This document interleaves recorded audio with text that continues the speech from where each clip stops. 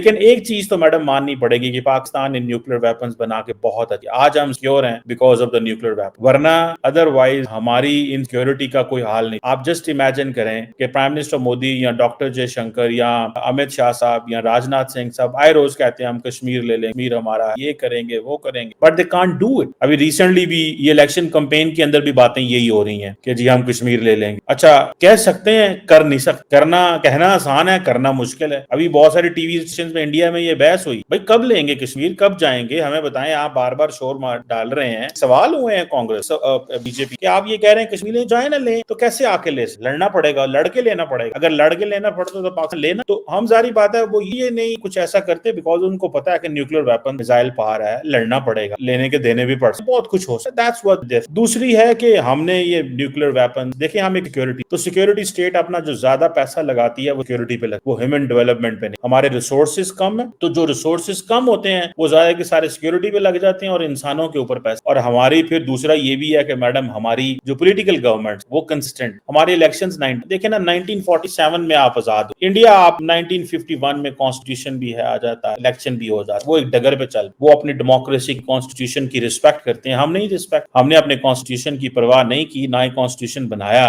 और अगर लोग जमहूरियतें आई भी हैं कहीं पे तो उनको हमने उड़ा के पिछाड़, फौजी डिक्टेटर आ गए, ब्यूरोक्रेसी आ गई, साजिशें एक्सटर्नल इंटरनल, सो ना तो पॉलिटिकल स्टेबिलिटी इस मुल्क में रही। हमेशा जब पॉलिटिकल स्टेबिलिटी होती है तो इकोनॉमी आती। अभी अगले दिन हम देख रहे थे कि इंडिया के नरेंद्र मोदी साहब इलेक्शन लड़ रहे हैं, कांग्रेस इलेक्शन लड़ रही है, लेकिन उन स्टॉक्स $5 बिलियन। क्यों भाई? इट मींस कि इतनी स्टेबिलिटी है मुल्क के अंदर कि जो मर्जी होता है, स्टॉक मार्केट को पता है कि हमें क्या करना है। वरना हमारे यहाँ इलेक्शन हो पहले ही 4 महीने पहले ही स्टॉक मार्केट नीचे की, लोग परेशान हो जाते, पैसे फंस जाते हैं, ये नहीं होगा वो नहीं होगा बिकॉज अनसर्टेन। सो हमने मैडम 47 में भी 8 में भी जंग लड़ी, 5 भी लड़ी, 71 लड़ी, कोल्ड वॉर में भी लड़ते रहे, फिर हमने न्यूक्लियर वेपन्स भी बनाया, फिर इंडिया जैसा मुल्क हमारे मुकाबले में था, बड़ी फौज थी उनकी, वो बड़ी तजर्बे कर रहे थे, न्यूक्लियर वेपन्स पे जा रहे थे, हम भी पीछे पीछे पीछे भागते रहे। और पॉलिटिकल स्टेबिलिटी थी नहीं, जंगों का हिस्सा थे, घर में अफरा तफरी थी, तो रिसोर्सेज सही, वो रिसोर्स जो लोगों पे जाना चाहिए थे, जो इकोनॉमी बेहतर होनी चाहिए थी, वो हुई नहीं। और आज ये हालत है कि आज हम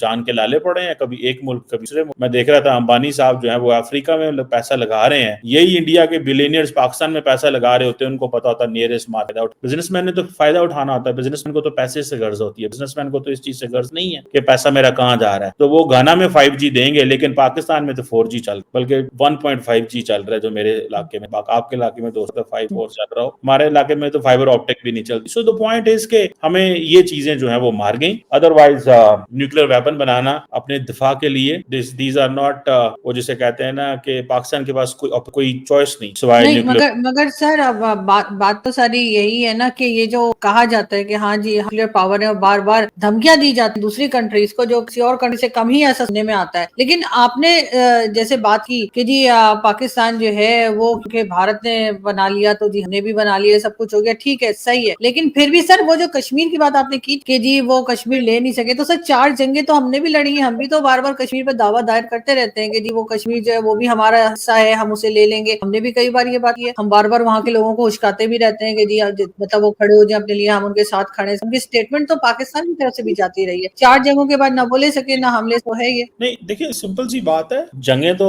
हुई हैं, मैं सिंपल ये बात कर रहा हूँ कि हालात इस तरह के हैं कि अगर एक मुल्क ये कह रहा है कि हम कश्मीर ले लेंगे तो एक हॉस्टाइल स्टेटमेंट है ना। तो पाकिस्तान के पास जो न्यूक्लियर वेपन है that is a source of stability. India ने भी तो कई दफा कहा है, वो भी तो बड़ी दफा बातें करते, उधर भी तो कहते हैं कि हमने को फुलझड़ियां तो के लिए तो नहीं रखा हुआ न्यूक्लियर वेपन। अभी रिसेंटली मोदी साहब ने जो इंटरव्यू दिया था, एक रैली में बात की थी, उन्होंने कहा कि इमरान खान ने मुझे फोन किया जब अभिनंदन उनके पास, मैंने फोन नहीं उठाया और इमरान खान ने उसको छोड़ दिया। अगर वो ना छोड़ते तो वो कत्ल की रात, कत्ल की रात से क्या मतलब। अब बहुत सारे लोग तो इसको डिफाइन जानना चाहते हैं कि नरेंद्र मोदी साहब कत्ल की रात क्या चीज हो, क्या कत्ल हो। धमकी है ना, सियासतदान पॉलिटिकल रैलीज में करते हैं, बंद कमरे में बैठ के बड़ी संजीदा होके नहीं करते, पॉलिटिकल लेवल पे करते हैं ताकि मैसेजिंग भी हो जाए और कहो जी वो तो पॉलिटिक्स कर रहे हैं, वो तो पब्लिक में है, ये उधर ही बनता है। तो ये चलता है, दोनों तरफ से करते रहते हैं। ये कत्ल की रात नरेंद्र मोदी साहब ने क्या कोई पापा न्यू गिनी को तो नहीं कही ना, पाकिस्तान कही है, तो उसमें उसकी क्या डेफिनेशन की जाए, कैसे डेफिनेशन की जाए? लेकिन सर इस किस्म की स्टेटमेंट तो आपको पता है कि इलेक्शन वगैरह के जमाने में चलती है, लेकिन अभी रिसेंटली मैंने, बल्कि आज ही मैंने एक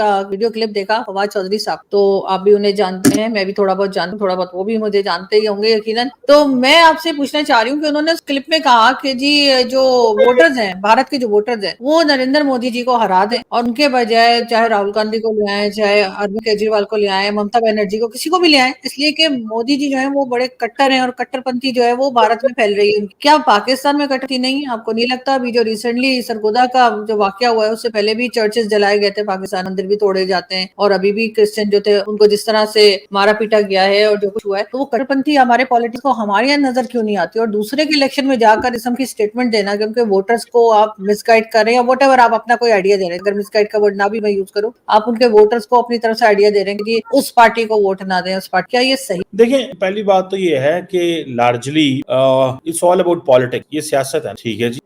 सियासत इस तरह है कि सियासतदान ऐसी बातें करते रहते, उन्होंने बातें की हैं, क्या नाम है उसका, जो फवाद चौधरी साहब ने, कि उनको वोट दें, उनकी एक राय है, the other person has a right to say कि भाई आप कौन होते हैं। फवाद चौधरी के पास भी एक राय है, वो दे ना दे, मतलब दे दी है तो ठीक है, उनकी चॉइस, क्या फर्क पड़ता है। कट्टरपंथी की डेफिनेशन किस इशू के ऊपर कट्टरपंथी? बात रिलीजियस कट्टरपंथी, पॉलिटिकल है, किस चीज? देखा जाए अभी जो सरगोदा में हुआ, किसी पॉलिटिकल पार्टी ने उसके ऊपर बात ही नहीं, ठीक है, बुरी बात है, बात करनी चाहिए, डिस्कशन करनी चाहिए, ठीक है। ये बातें जो हैं दे आर देयर, क्यों नहीं करनी चाहिए? बिल्कुल बात, कट्टरपंथी, किस कट्टरपंथी की रेफरेंस की बातें हो रही? सो ये बातें नहीं इंपॉर्टेंट के फवाद चौधरी ने ये कहा है कि पॉलिटिशियंस हैं, they have a right of opinion. क्या कांग्रेस के इंडिया के अंदर नहीं लोग कह रहे हैं कि इसको वोट दें, इसको वोट ना कहते हैं? आपको याद होगा जब डोनाल्ड ट्रंप इलेक्शन लड़ने लगे थे दूसरी दफा, तो हाउडी मोदी इधर किया गया इंडिया के अंदर, वो क्यों किया गया? नरेंद्र मोदी ने बेसिकली अपने इंडियन डायस्पोरा को अमेरिका में कहा था कि मैं इस बंदे को पसंद करता हूं, या मैं चाहता हूं कि आप इसको vote. That was a tacit understanding. Political अमेरिकी सदर इंडिया के अंदर